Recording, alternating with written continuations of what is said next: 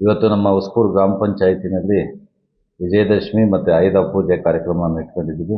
ಆ ಕಾರ್ಯಕ್ರಮ ಯಶಸ್ವಿಯಾಗಿ ನಮ್ಮ ಗ್ರಾಮ ಪಂಚಾಯತಿನಲ್ಲಿ ಇವತ್ತು ಮಾಡ್ತಾ ಇದ್ದೀವಿ. ಮತ್ತು ಅದರ ಜೊತೆಗೆ ನಮ್ಮ ಎಲ್ಲ ಕಾರ್ಮಿಕರಿಗೂ ಮತ್ತು ಸಿಬ್ಬಂದಿ ವರ್ಗ, ನಮ್ಮ ಎಲ್ಲ ಸದಸ್ಯರು ಒಟ್ಟಾಗಿ ಕೂಡಿ ಒಂದು ದೇವರ ಪೂಜೆಯನ್ನು ಮತ್ತು ಒಂದು ಸಿಹಿ ಹಂಚುವ ಕಾರ್ಯಕ್ರಮವನ್ನು ಇವತ್ತು ವಿಜೃಂಭಣೆಯಿಂದ ನಾವು ಮಾಡ್ತಾ ಇದ್ದೀವಿ.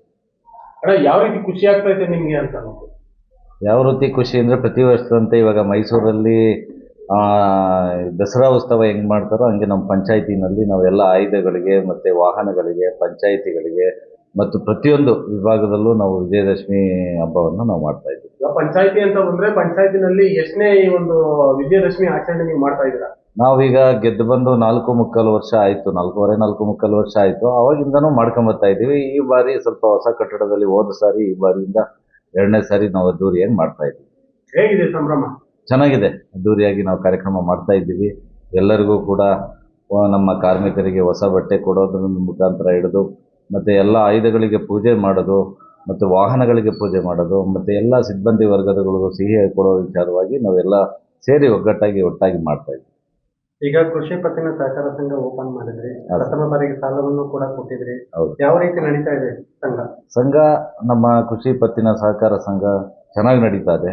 ಹೊಸ ಬ್ಯಾಂಕು ಅದು ಈ ಸರಿ ಫಸ್ಟ್ ಬೆಳೆ ಸಾಲ ಅಂತೇಳಿ 24 ಲಕ್ಷ ರೂಪಾಯಿನ ನಾವು ರೈತರಿಗೆ 2 ಲಕ್ಷ ಇರ್ಬೋದು, 1.5 ಲಕ್ಷ ಇರ್ಬೋದು, 2.5 ಲಕ್ಷ ಇರ್ಬೋದು, ಆ ರೀತಿಯಲ್ಲಿ ಇವತ್ತು ಚೆಕ್ ಕೂಡ ನಮ್ಮ ಬ್ಯಾಂಕ್ ವತಿಯಿಂದ ವಿತರಣೆ ಮಾಡಿದ್ವಿ. ಎಷ್ಟು ಜನ ರೈತರಿಗೆ ವಿತರಣೆ ಮಾಡಿದ್ದಾರೆ?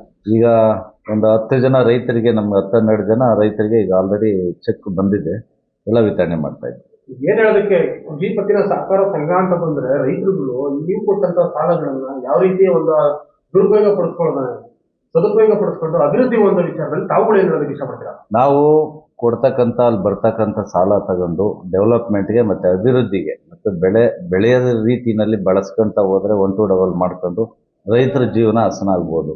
ಅದನ್ನು ತಪ್ಪಾಗಿ ಅರ್ಥೈಸಿ ಅದನ್ನು ಬೇರೆದಕ್ಕೆ ಯೂಸ್ ಮಾಡ್ಕೊಂಡ್ರೆ ರೈತರು ಅಭಿವೃದ್ಧಿ ಹೊಂದಕ್ಕಾಗಲ್ಲ. ನಾವು ಹೇಳೋದೇನೆಂದರೆ, ನಾವು ಕೊಡ್ತಕ್ಕಂಥ ಸಾಲದಿಂದ ತಗೊಂಡು ಅದನ್ನು 1 to ಡಬಲ್ ಮಾಡ್ಬೋದು. ನಮ್ಮ ರೈತರು ಇವಾಗೇನು ಕೃಷಿ ಇಲಾಖೆ ಒಳಗೆ ಅವರಿಗೆ ಅನೇಕ ಅನುಕೂಲಗಳನ್ನ ನಮ್ಮ ಇಲಾಖೆ, ನಮ್ಮ ಬ್ಯಾಂಕ್ ವತಿಯಿಂದ ನಾವು ಅನುಕೂಲಗಳನ್ನ ಮಾಡಿಕೊಟ್ಟಿದ್ದೀವಿ.